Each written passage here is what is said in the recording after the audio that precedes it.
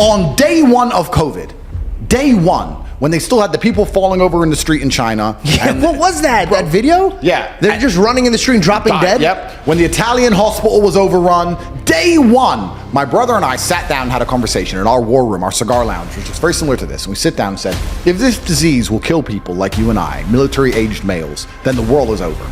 It's zombie apocalypse. So what are we going to do? And we sat there and decided whether we should hide as long as possible or we should just go out all guns blazing. So we decided to go out all guns blazing like heroes. This is all documented, it's on video. And day one of COVID, when everyone else was afraid, we flew to Sweden because it was the only open country. And we spent the next 4 months. Ironic. Yeah. Because who lives in Sweden? Very strange. We spent the next 4 months in Stockholm, in 6 nights a week in nightclubs with Swedish chicks, partying, while the rest of the world was locked in their house.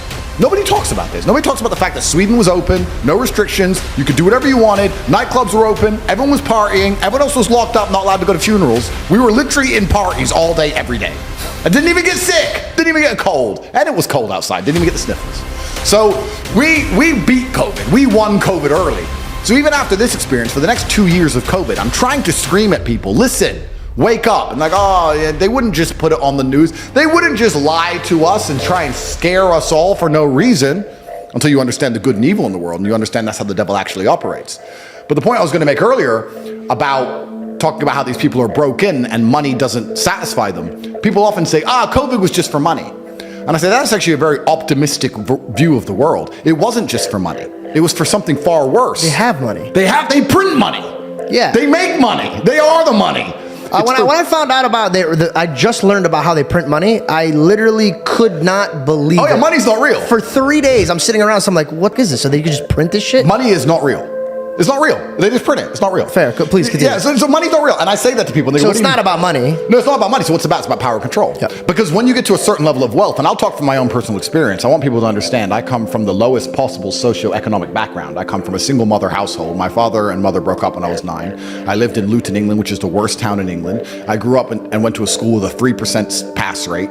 Everyone around me was stabbing each other and selling drugs. I thought you said your father was one of the best fathers you've ever had. He was, but my mother and father broke up and he stayed in America and I moved to England. And he wasn't financially successful, but he taught me other lessons. Gotcha. And I'm glad he didn't give me money because I think that a harsh upbringing and a harsh life makes a man a man. I don't think you learn a lesson any other way.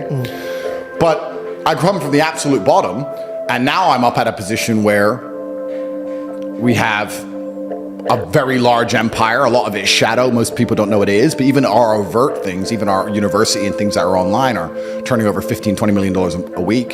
So we're doing crazy sums of money. So I've been from the absolute bottom to the absolute top. I've seen it all. And once you get past a certain level of wealth, once you get past a certain level of money, yeah, but then you understand what money is, right? So we say about money not being real.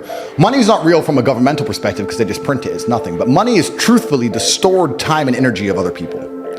If you have money, you have stored time and energy of other humans. Because people are hourly rates. That's right. Because I can take that money and make someone else use their time and energy for X thing. Got it. So it's a different version of slavery. Absolutely. Because if I'm going to come along and say, you're no longer my slave. As my slave, you had to work for a house and a car.